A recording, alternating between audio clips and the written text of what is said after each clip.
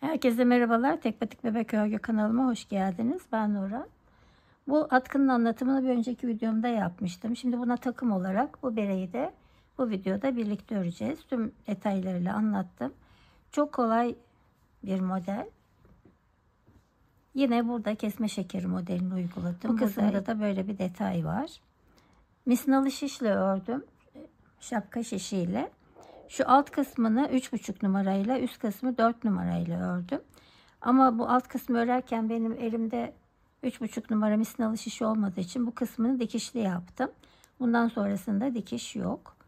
Siz isterseniz, ben kendim hiç kullanmadığım için söylemeyi unutuyorum, çorap şişleriyle de 5 şiş diye de geçiyor. Onlarla da örebilirsiniz. İsterseniz de tamamını 2 şişle örüp, ben burada yanda, bunun altında şurada bir dikiş var benimkinde. Siz tamamını dikişli olarak yapabilirsiniz. Bereyi de yine atkıyla aynı iple ördüm. Alize Baby Best ile ördüm. 100 gramda 240 metre uzunluğunda bir ip. Dediğim gibi burasını 3,5, burasını da 4 numaralı şişle ördüm. Bir yumaktan daha az ip kullandım. Eğer siz pomponu da bu iple yapmak isterseniz, aynı ipiyle kendim yapmak istiyorum derseniz, o zaman tam bir yumak gidecek. 1 yaş ve üzeri bebekler için uygun büyüklükte oldu. Ama siz eğer daha salaş dursun istiyorsanız, boyunu bu eksiltmelere kadar olan kısmını daha uzun yaparak daha salaş hale getirebilirsiniz. Videonun başında ben zaten ekleme yaptım. Orada bebeğin başında nasıl durduğunu bunun göreceksiniz. Eğer siz daha, dediğim gibi, salaş dursun istiyorsanız bu kısmını daha uzun yaparsınız. Başlamadan önce kanalıma abone olmayı unutmayın lütfen. Kanalıma abone olmak ve videolarımı izlemek tamamen ücretsizdir. Beğeni ve yorumlarınızla da bana destek olabilirsiniz. Evet, eğer hazırsak hadi başlayalım. 3,5 numaralı şişime ilmek atarak başlıyorum.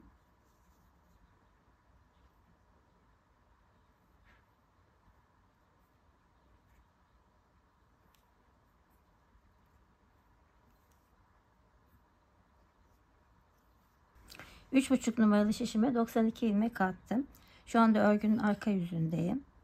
Şu başlama ipim, kısa ipim sağ taraftayken örgünün arka yüzündeyim.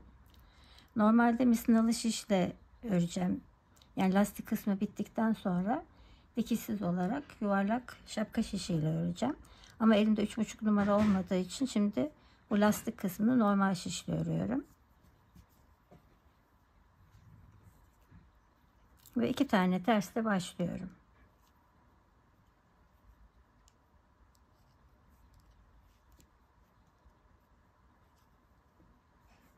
İki tane düz,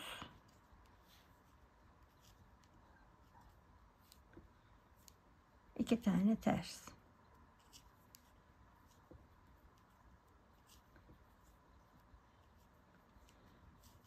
İki düz, 2 ters örerek sıra sonuna doğru ilerliyorum.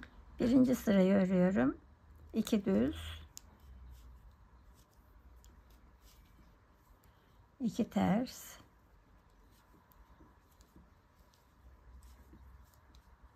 2 düz. Sıra sonunda 2, 4, 6, 8 ilmek kaldı. Bu 8 ilmeği de ters örüyorum.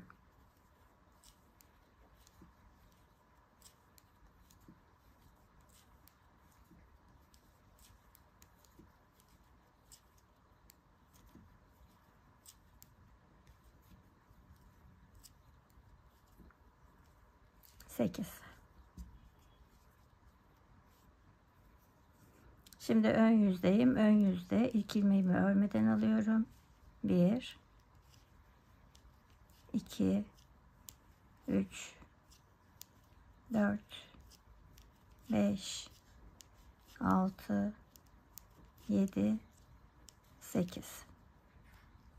Bu 8 ilmek ön yüzde düz, arka yüzde ters olarak örülecek. 2 ters, 2 düz, 2 ters,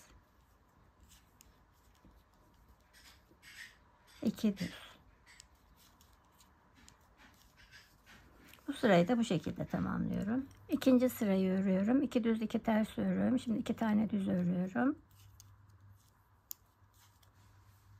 2 tane ters. 2 düz.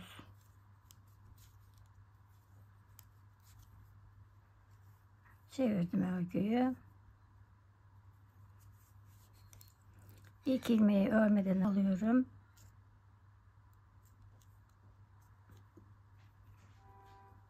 Ters, 2 düz,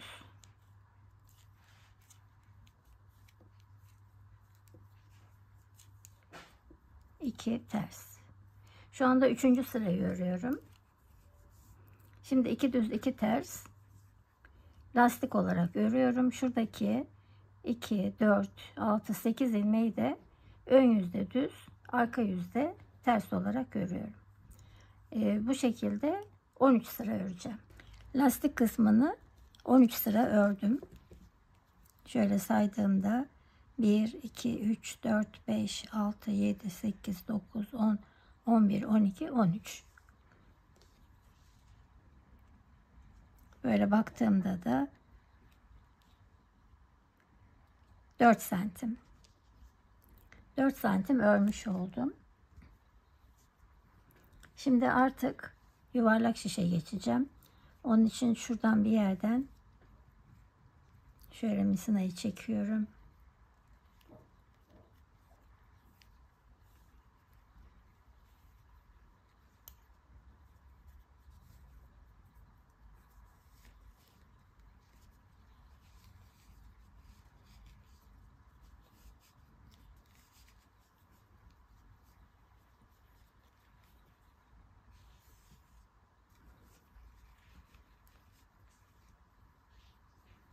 Şimdi kesme şekeri modeline geçerken tersleri düz, düzleri ters öreceğim. 2 tane ters var. Bunu düz öreceğim. Ters öreceğim. Düz, ters, düz. Evet, düzle başlıyorum. Önce burada bir kilitlemem gerekiyor bu bir ilmeği. Sol şişime aldım. Ve buradaki ilmeği üzerinden atlattım ve tekrar sol şişime aldım.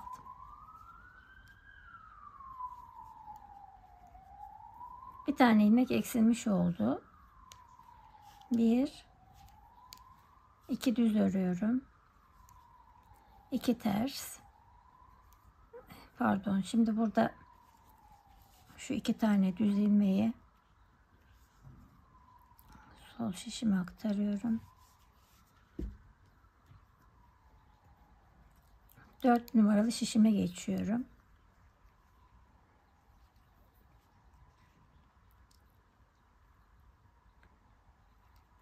Evet, 2 tane düz ördüm.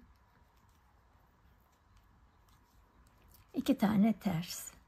1 2 ilmek ters.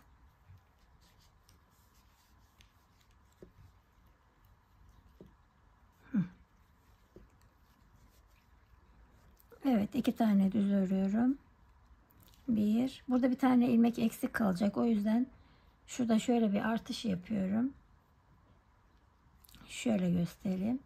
Bu ilmeğin yönünü değiştiriyorum. Bir tane böyle örüyorum. Bir de çapraz giriyorum.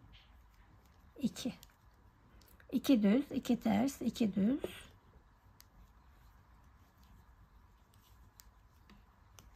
2 ters. 2 düz.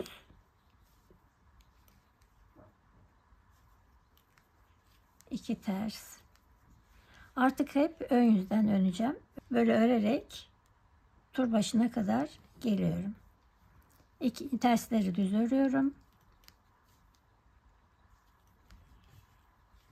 Düzleri ters örüyorum. Bu şekilde böyle bir tur tamamlayacağım. Lastikten sonra ilk sırayı örüyorum.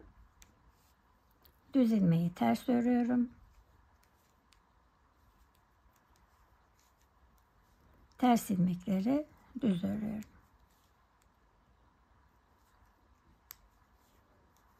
Düz ilmekleri de ters örüyorum. Evet, bu şişle işim bitti.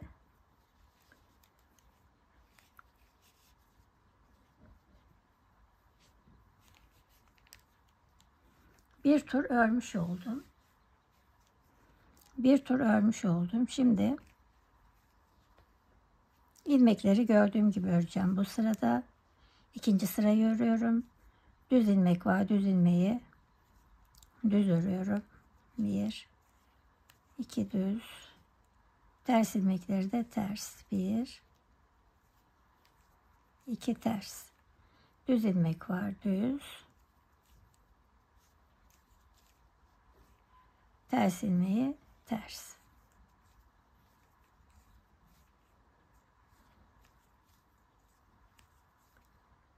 Evet, kare şeklinde oluşuyor kesme şeker modeli. 2 ilmekten ve 2 sıradan oluşuyor. 2 tane düz, 2 tane ters örüyorum.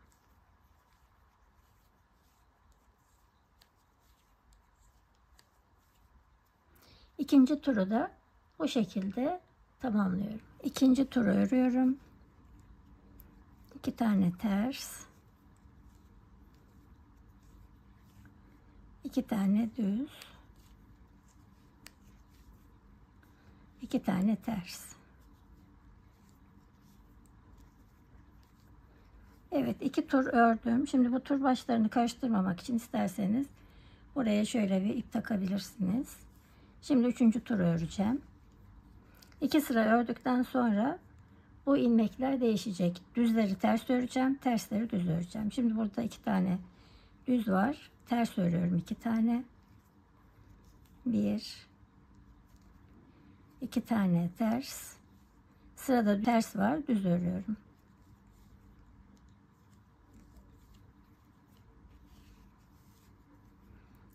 Düz ilmekleri ters örüyorum.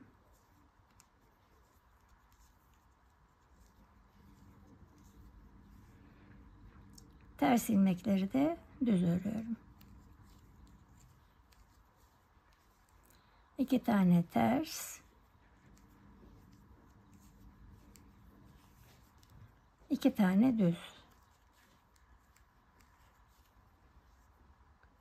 Evet, bir turda bu şekilde örüyorum. Evet, şu anda 1 2 3. tur örüyorum. Ters ilmekleri düz olarak örüyorum. Düz ilmekleri de ters örüyorum. Ters ilmekleri düz örüyorum. Ve bir tur örmüş oldum. Şunu tekrar üste alıyorum. Evet, şimdi 4. tura geçeceğim. 4. turda da şimdi bir sıra örmüş oldum. İkinci sırada aynı öreceğim. Yani ters ilmeği ters öreceğim. 2 tane ters. 2 tane düz ilmek var. Bu 2 düz ilmeği yine düz öreceğim. 2 tane ters var. Ters örüyorum. 2 tane düz ilmek var. Düz örüyorum.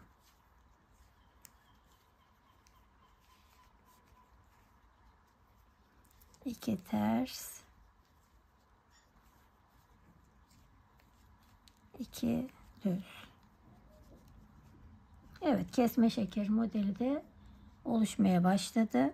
İkişer ilmek ve ikişer sıradan oluşuyor model.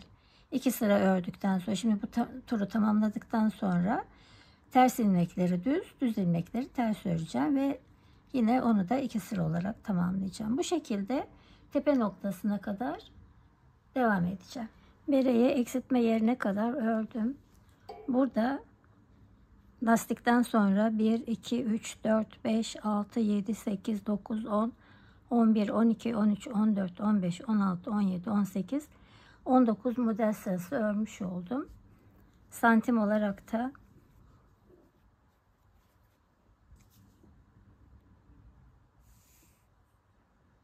15 santim. Şu ana kadar 15 santim örmüş oldum. Şimdi artık eksiltmelere başlıyorum. Aynı zamanda da haroşa örgüye geçiyorum. Bu yuvarlak şişte haroşa örgü örerken de bir sıra düz, bir sıra ters öreceğiz. Şimdi bu ilk sırayı düz öreceğim. Aynı zamanda da eksiltmeleri yapacağım. Burası başlangıç noktası. Bir ilmeği düz örüyorum. 2 ilmeği birlikte örüyorum.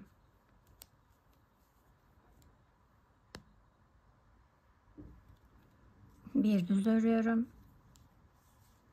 2 ilmeği birlikte yine düz örüyorum. Bir düz, 2 ilmek birlikte.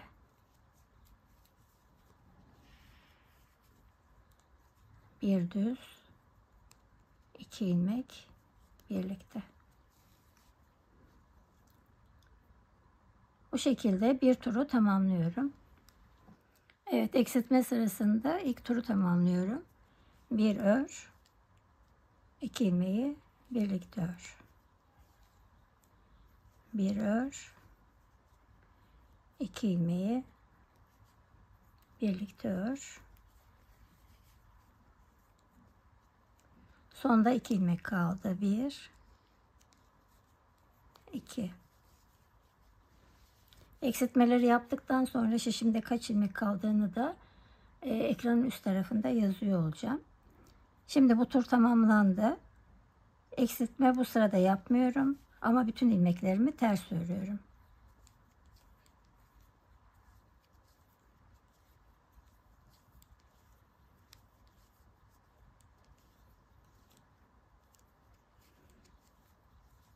Evet, bütün ilmekleri ters örerek bir tur daha örüyorum. Ters örgüyle bu turu tamamlıyorum.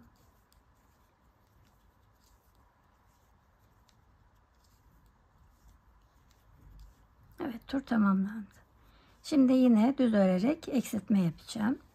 Bu sırada da eksiltme yaparken 2 ör bir kes yapacağım ama bu misina artık biraz zorlayacağı için ben biraz daha uzun misinaya geçeceğim.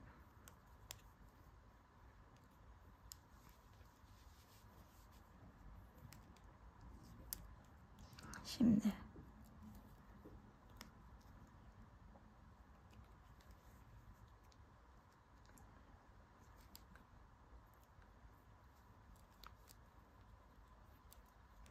iki tane örüyorum. 2 ilmeği birlikte örerek eksiltiyorum. 1, 2 tane düz, 2 ilmeği birlikte örerek eksilttim. 1, 2 düz ve 2 ilmek birlikte. 1, 2 düz, 2 ilmek birlikte. Bu turu da bu şekilde tamamlayacağım. Evet, ikinci eksiltme sırasındayım. 1, 2 örüyorum ve 2 ilmeği birlikte örüyorum. 1, 2 ördüm ve sıra tamamlandı. Şimdi artık bu şişle öreceğim. Şöyle ortadan bir yerden misinayı çıkartıyorum.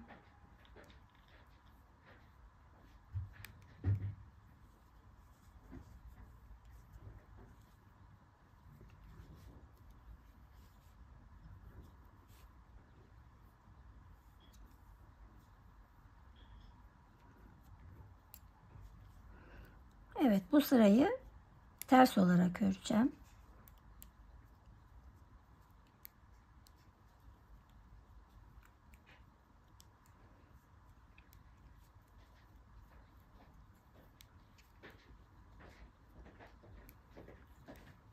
Bu sırada bütün ilmeklerim ters.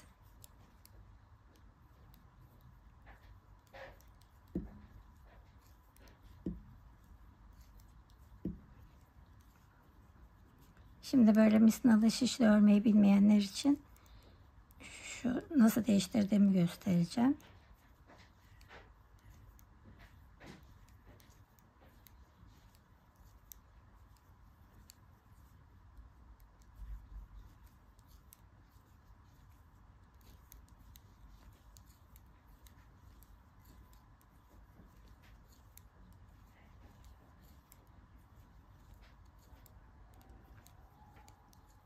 Evet, sol şişimdeki ilmekler bitince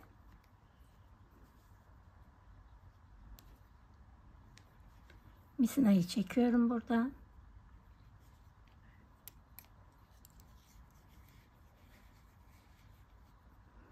Ve buradaki şişimle devam edeceğim.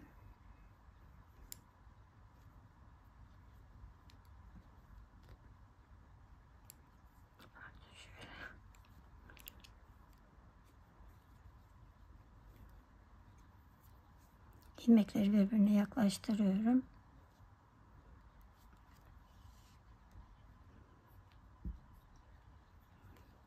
Ve yine düz örmeye, ters örmeye devam ediyorum.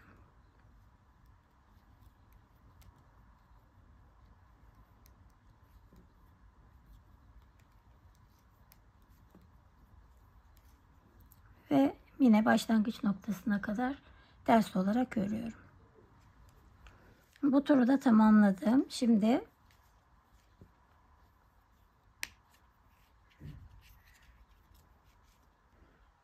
buradaki şişimi çıkartıyorum.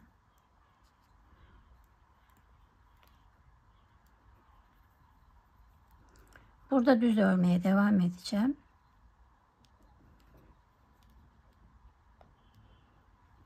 Bir, iki tane düz örüyorum ve iki ilmeği birlikte örerek kesiyorum. Bir, iki ör, iki ilmeği birlikte ör. Bir, iki ör, iki ilmeği birlikte ör. Bu şekilde bu turu da yine buradaki başlangıç noktasına kadar tamamlıyorum.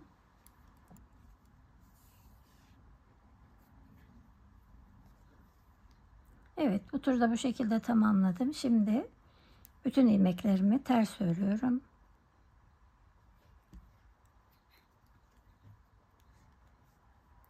Ters.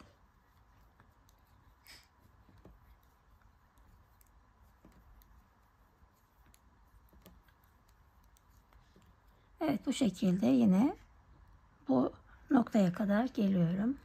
Evet, ters sırayı da tamamladım. Şimdi bir ördüm. İki ilmeği birlikte örüyorum. Bir, iki düz ördüm. İki ilmeği birlikte örüyorum. Bir, iki ör, iki ilmek birlikte. Bir, iki ör, iki ilmek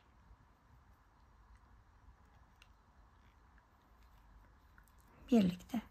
Bu sırayı da iki ör, iki ilmek birlikte, iki ör, iki ilmek birlikte bu sıra başına kadar geliyorum.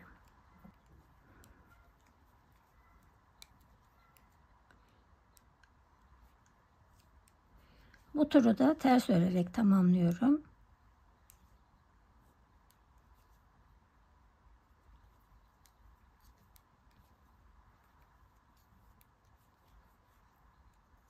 Evet, ters sırayı da tamamladım. Şimdi artık bitiriyoruz.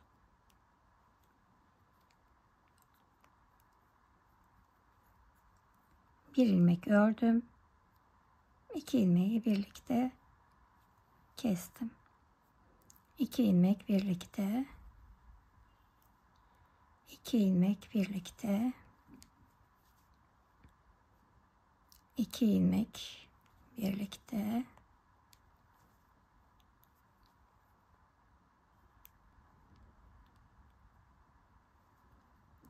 2 ilmeği birlikte örüyorum.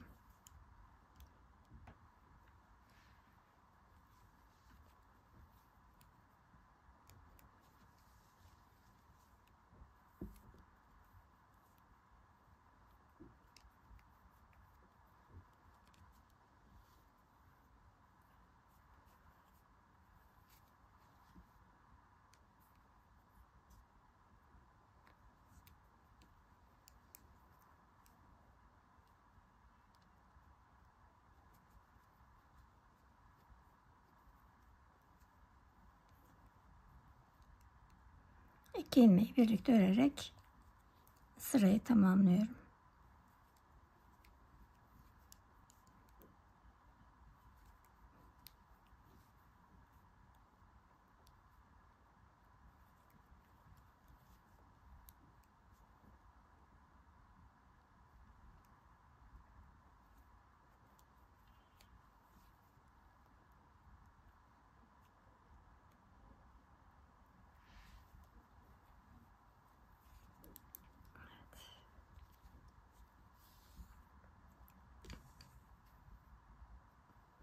Şimdi ipimi kesiyorum.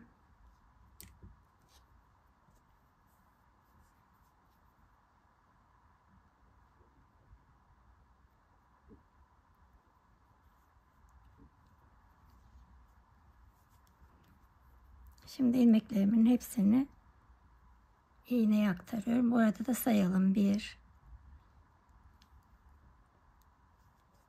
2 3 4 5 6 7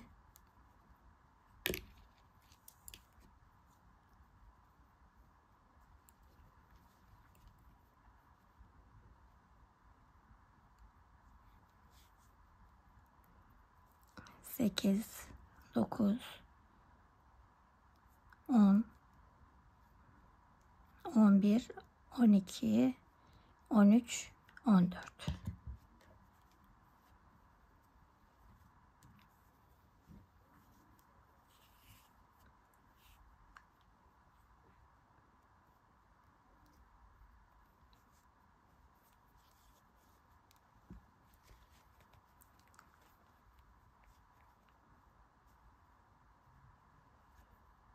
İçeri alıyorum ipimi, iğnemi.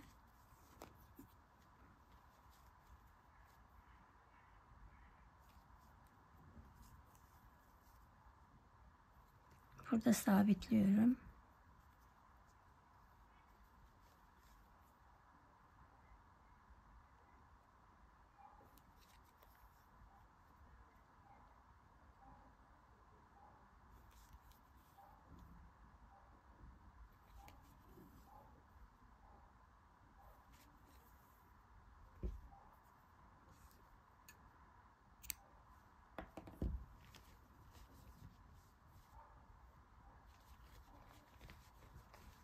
Evet, tepesi de böyle oldu.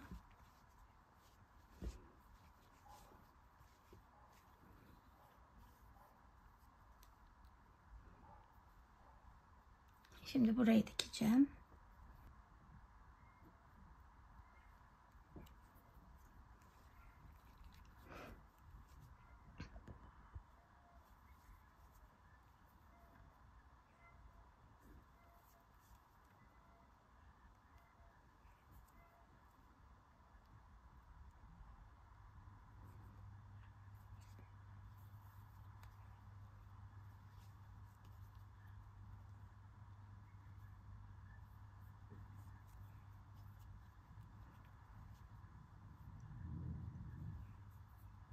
Şöyle yapalım.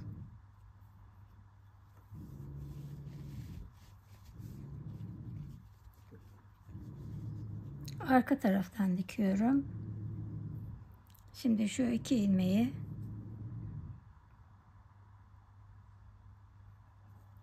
aldım. Karşı taraftakini de yine aynı şekilde.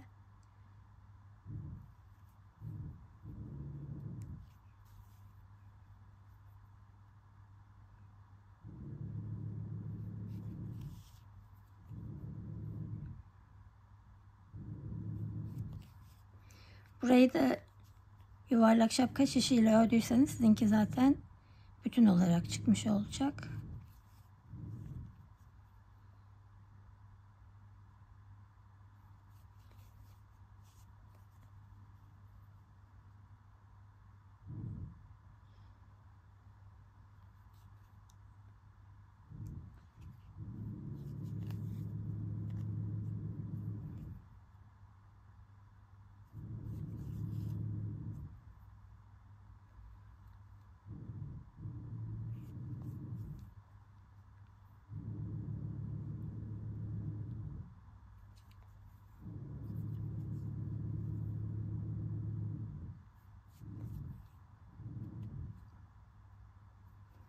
Burada sabitliyorum ipimi.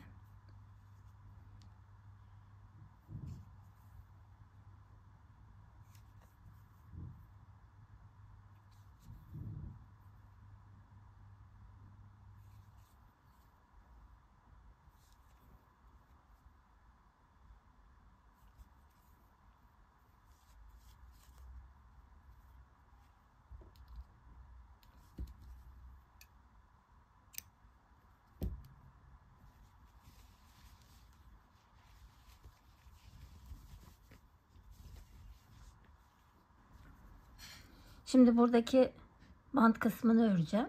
Onda 4 numaralı şişle öreceğim. 2, 4, 6, 8, 9 ilmek attım. 2 tane tersle başlıyorum.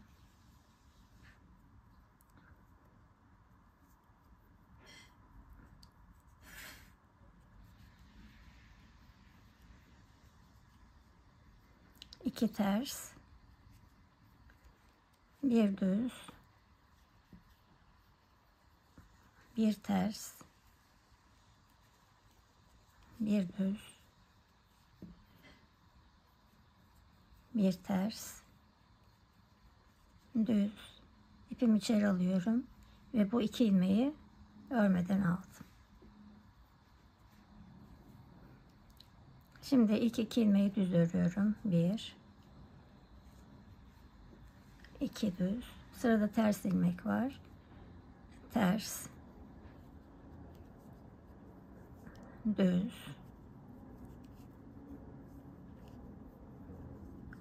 ters, düz, ters. İpimi dışarı aldım. Bu 2 ilmeği örmeden aldım. 2 ilmek ters,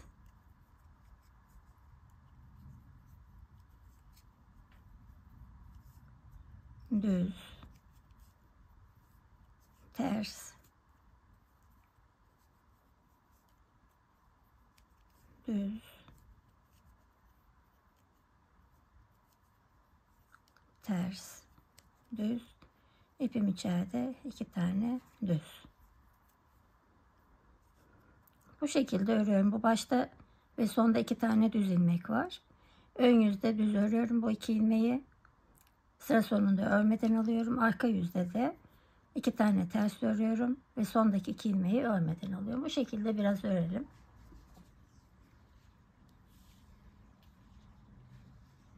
Yedi santim ördüm.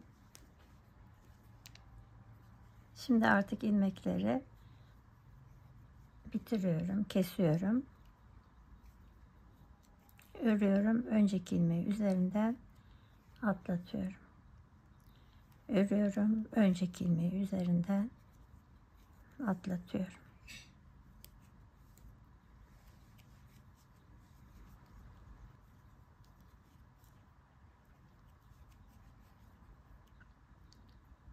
Son ilmeği bir kez daha örüyorum.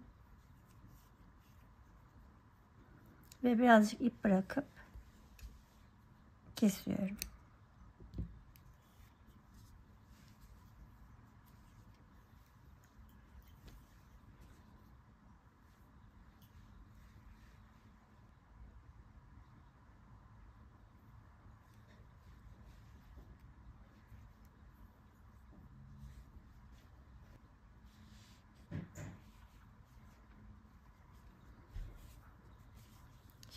Şurada düz taraf vardı.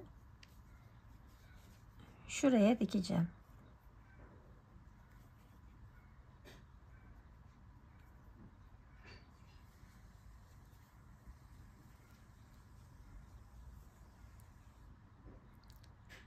Şuradan bir ilmek alıyorum.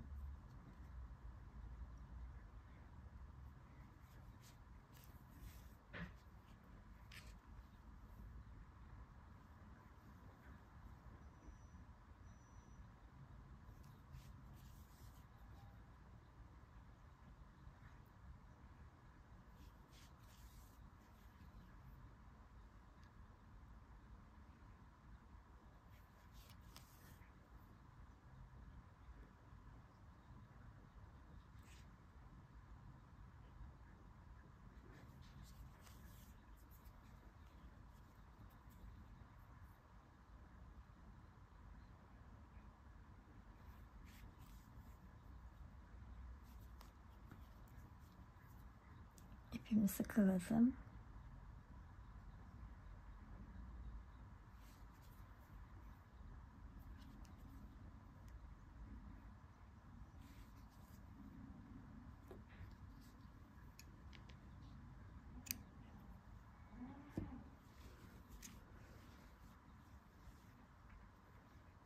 Evet, şimdi şöyle birazcık büzerek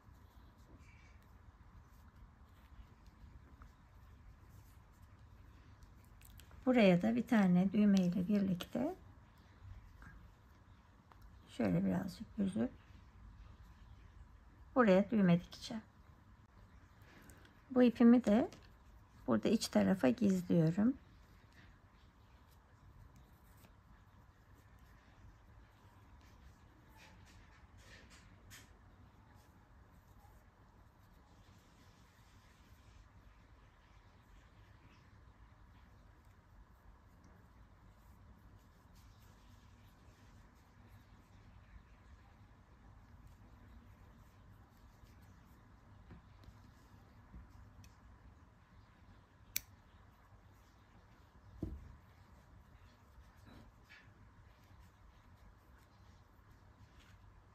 Evet. Evet, düğmeyi diktim. Burayı birazcık büzerek bu şekilde. Böyle yana gelecek zaten. İsterseniz bu tarafa, isterseniz bu tarafta kullanabilirsiniz. Şimdi pomponu da taktık mı beremiz tamam. Ben şöyle hazır pompon kullanacağım. Siz kendiniz de yapabilirsiniz pomponu. Bereden artan iple bir tane pompon yapabilirsiniz. Şimdi pomponu buradan içeri ipinin birini alıyorum önce.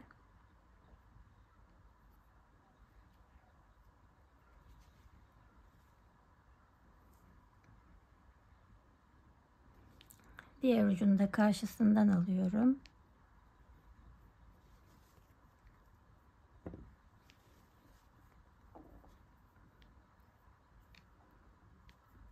Ve içeriden sıkıca bağlıyorum.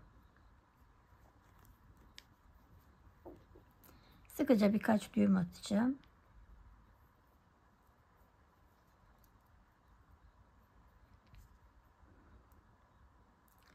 Daha sonra ilmeklerin içinden tığ ile ipi geçireceğim.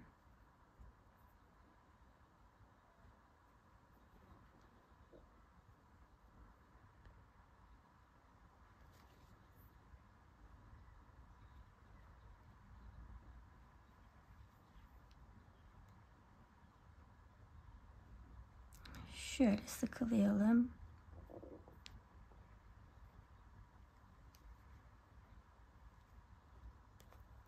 Bu şekilde biraz böyle içinden yürütüp keseceğim ve ucunu da bu naylon ip olduğu için yakacağım. Ve beremiz hazır.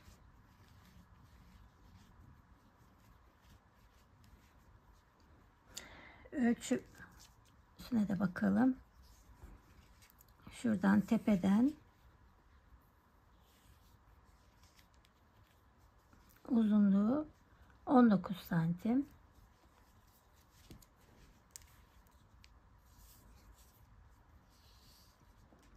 Genişliği 21 santim. Bu şimdi bebeğin çocuğun başına tam olarak oturacak. Ama siz daha salaş dursun, böyle arkaya doğru biraz insin istiyorsanız şurada eksiltmelere başladığım yere kadar model sırasını biraz daha fazla örersiniz. Ondan sonra eksiltmelere başlarsınız. O zaman o şekilde olur. Atkımızla birlikte takım olarak örmüş olduk. İsterseniz tek tek örersiniz, isterseniz takım olarak. Bir önceki videom atkı videosuydu. Bu videoda da bu bereyi anlattım. Takımın ölçüsü 1 yaş ve üzeri bebekler için uygun oldu. İzlediğiniz için çok teşekkür ediyorum. Bir dahaki videoda görüşmek üzere. Kendinize iyi bakın. Hoşça kalın.